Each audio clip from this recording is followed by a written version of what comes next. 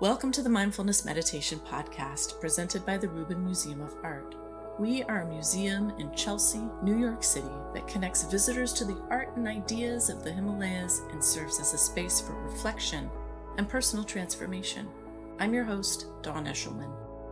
Every Monday we present a meditation session inspired by a different artwork from the Rubin Museum's collection and led by a prominent meditation teacher from the New York area.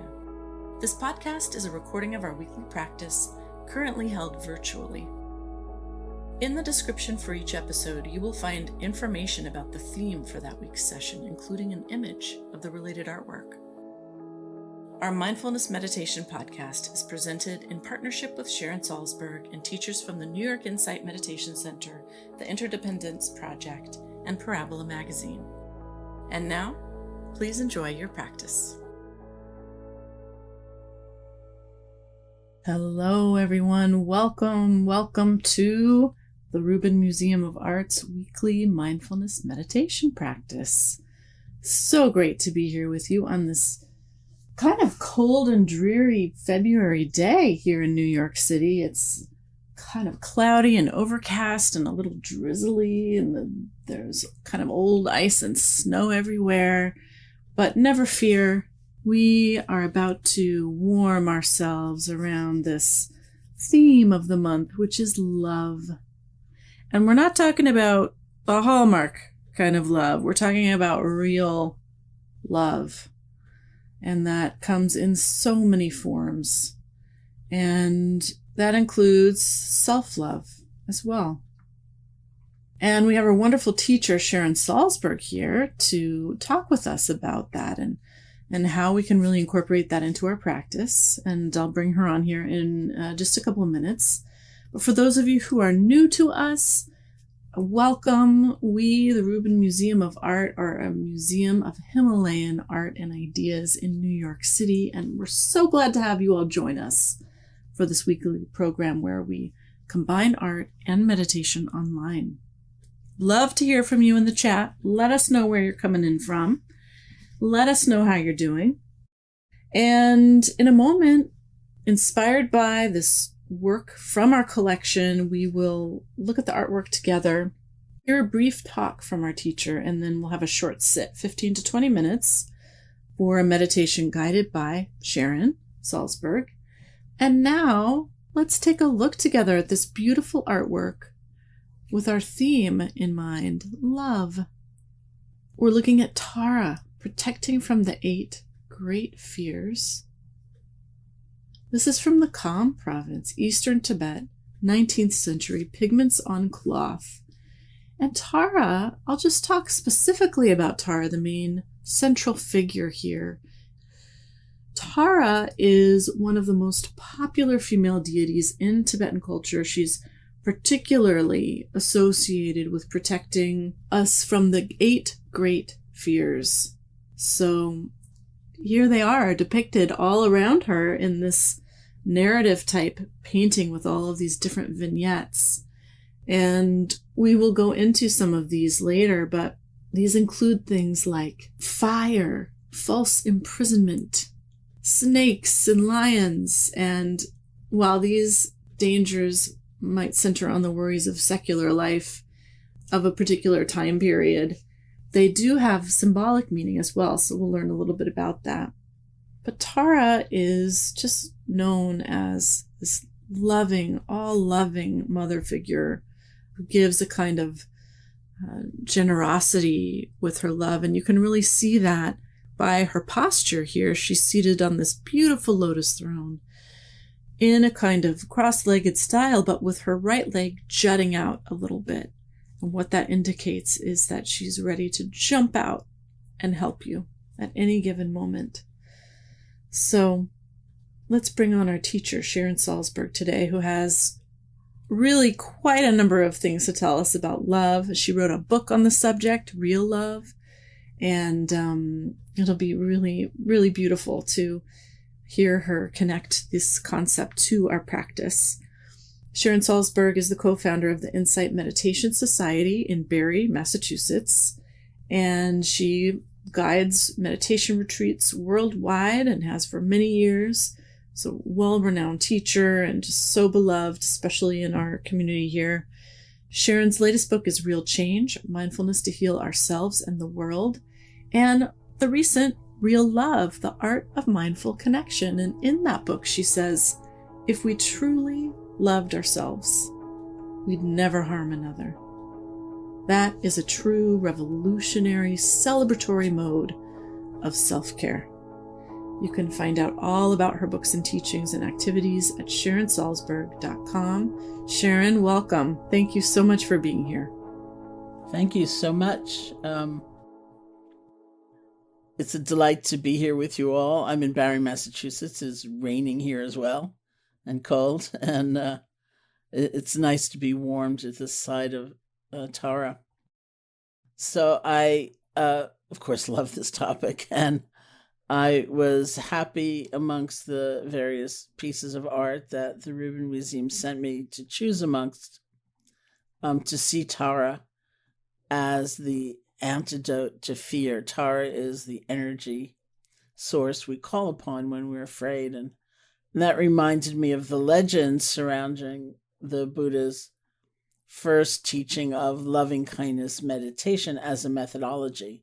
So as a methodology, that particular style of meditation is one where we silently repeat certain phrases like, may you be safe, may you be happy, and so on. There are other ways of applying the same energy, which we'll do together today. But they say that the Buddha had this group of monks that he was sending off into the forest, a particular forest, to meditate. And they went off to the forest, which happened to be haunted. And there were these tree spirits that lived in the forest who did not really appreciate the presence of these monks. So they wanted to drive them away. And they appeared as these terrible ghoulish sounds and horrible apparitions and trying to scare the monks away, which in fact they succeeded in doing. The monks became terrified and ran away. And they ran back to the Buddha and they said, oh, Buddha, Lord Buddha, please send us to a different forest. And the Buddha said, I'm going to send you back to that very same forest, but I'm going to give you the protection that you'll need. And that was the first teaching of loving kindness practice. And he urged them to go back to the same forest, to not just sort of do an empty recitation of like, may you be happy, may you be safe, but to really do a practice of wishing well, in effect, to entities, beings, forms of life that one might consider very other, really scary, and so on. And the monks did that. They went back to the same forest. And as these classical traditional stories all tend to end so happily, they say the monks were so overcome by the beautiful energy coming their way from the loving kindness that they decided, the tree spirits were so overcome by the energy, they decided to serve the monks and feed them and take care of them and so on. So in real life, stories don't always end quite in this fantastical way, but we're better. We're different when we are coming from that particular kind of energy rather than being completely subject to fear. And you can kind of see whether you believe in tree spirits or not, just the psychological roots of that as love as the antidote to fear. Fear being a kind of withholding and frozen state, pulling our energy back into ourselves, trying to withdraw, trying to avoid what's happening or actively declare it to be untrue, in some kind of denial.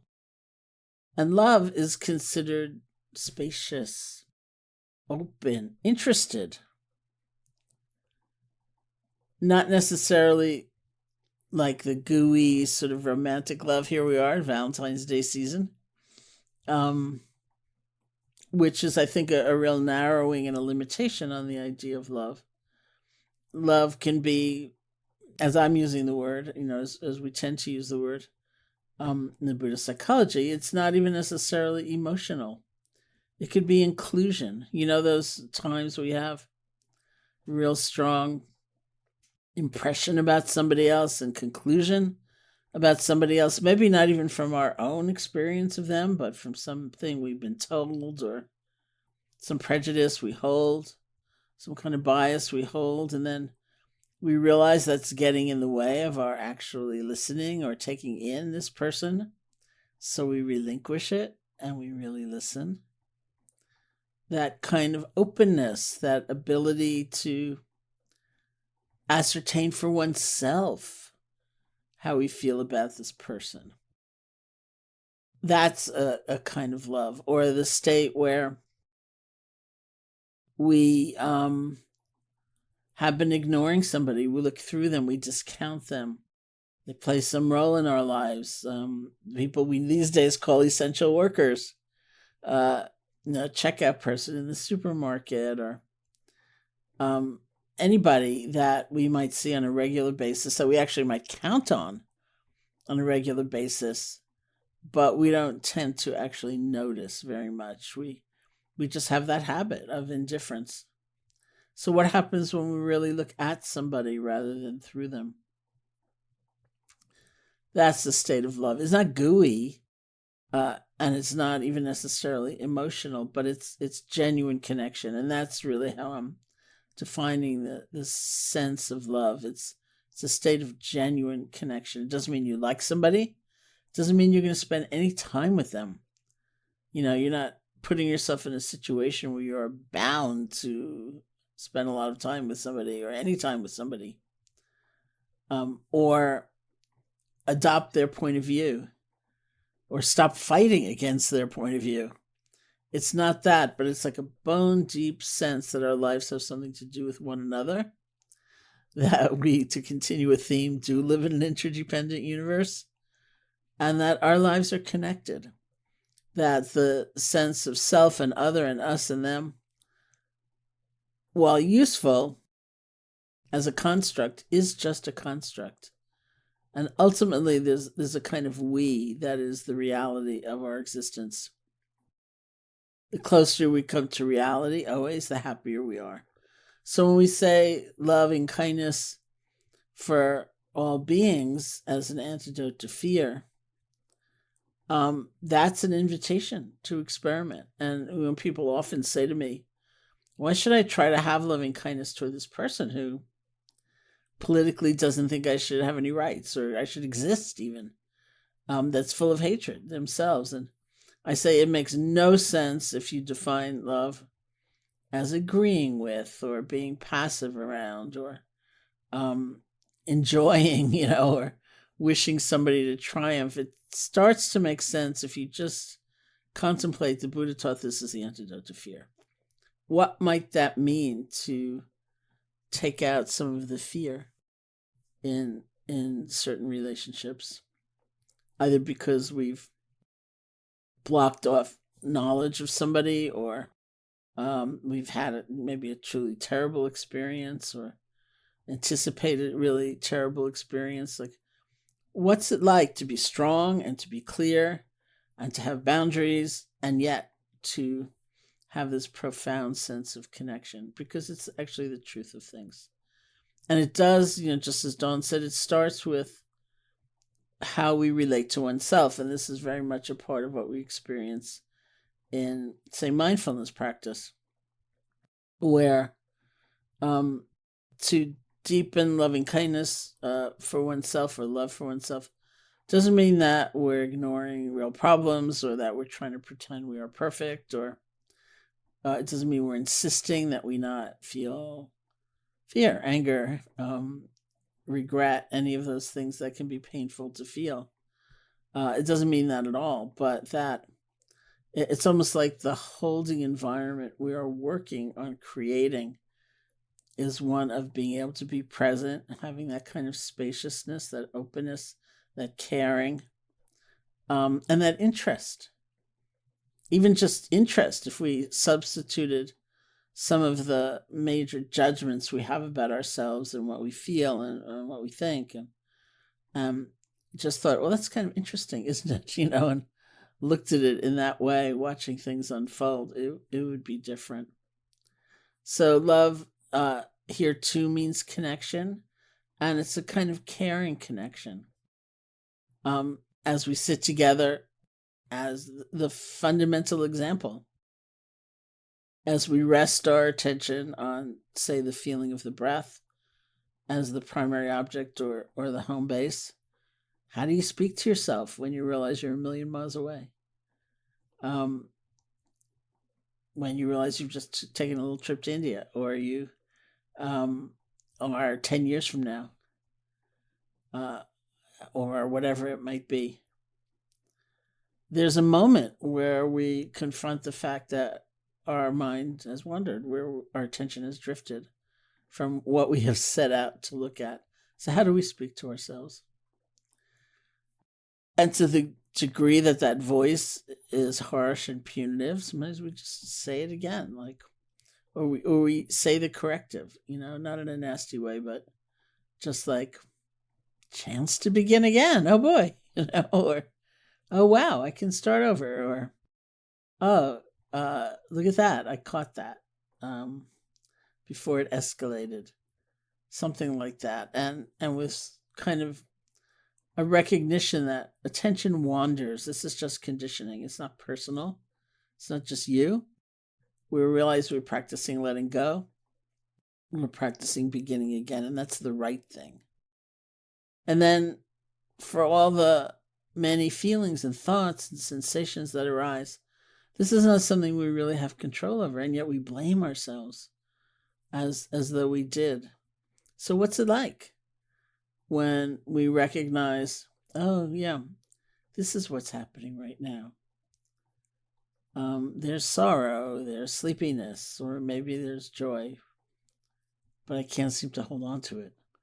And we really have, again, it's that kind of holding environment of loving awareness, of interest in all of our experience as we watch it come and go. So we're going to bring forth that energy, no matter what might arise in the course of the sitting. So if you want to sit comfortably, you can close your eyes or not.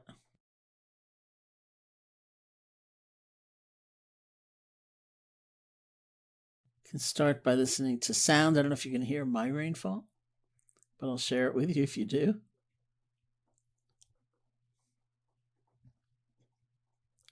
Just allowing the sounds, whatever they are, to come and go.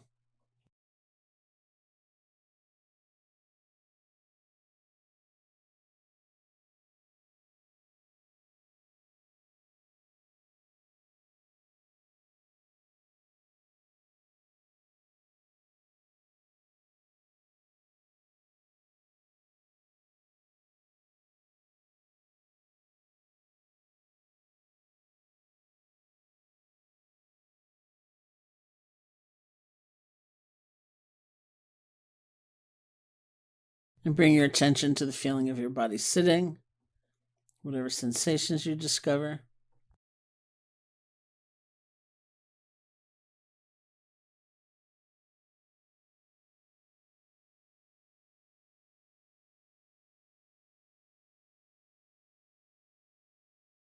Bring your attention to the feeling of your breath, just the normal, natural breath, wherever it's strongest for you, at the nostrils, at the chest, or at the abdomen. And if for some reason the breath doesn't work for you, that's fine. Something else happening in the moment. You can stay on with sounds or feel your hands touching, something like that. This is the primary object, the resting place for the mind.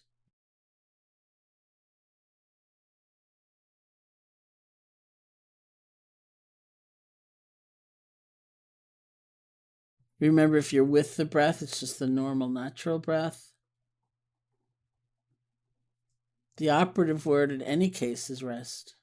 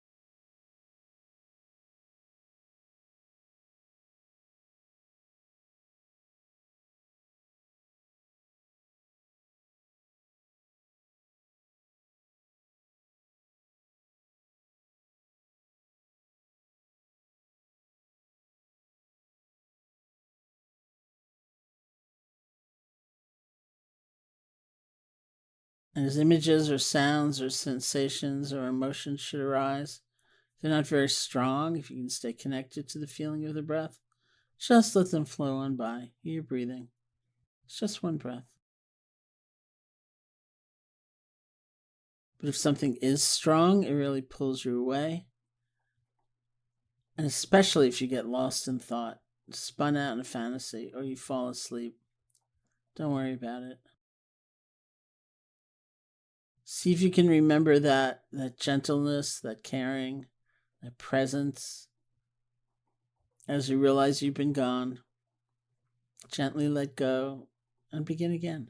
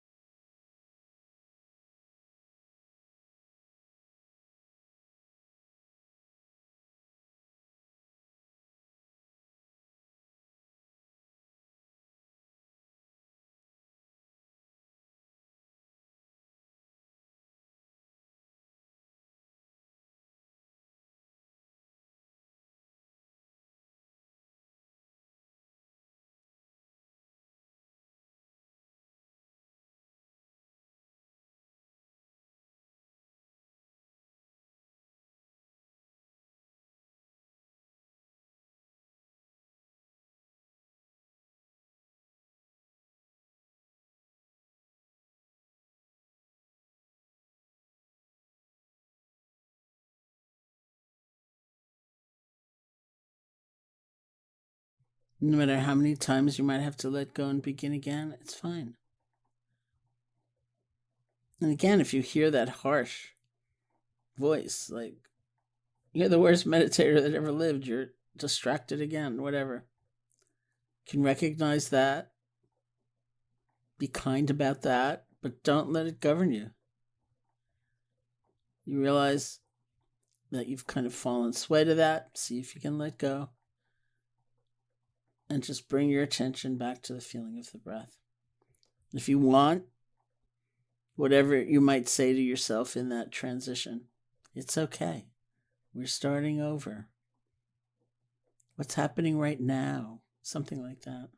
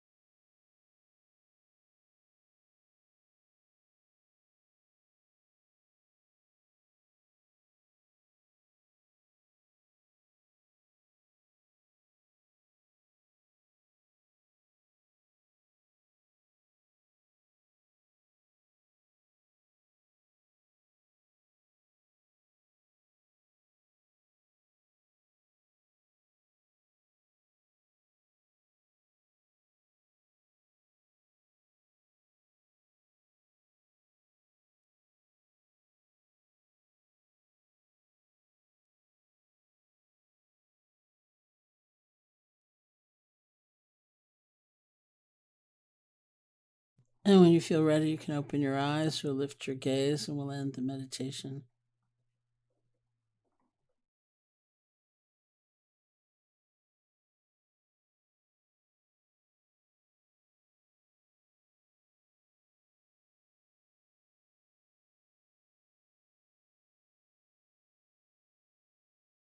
Thank you, Sharon. That concludes this week's practice. If you'd like to support the Rubin and this meditation series, we invite you to become a member. If you're looking for more inspiring content, please check out our new podcast, Awaken, hosted by Laurie Anderson. The 10-part series features personal stories that explore the dynamic path to enlightenment and what it means to wake up. Now available wherever you listen to podcasts.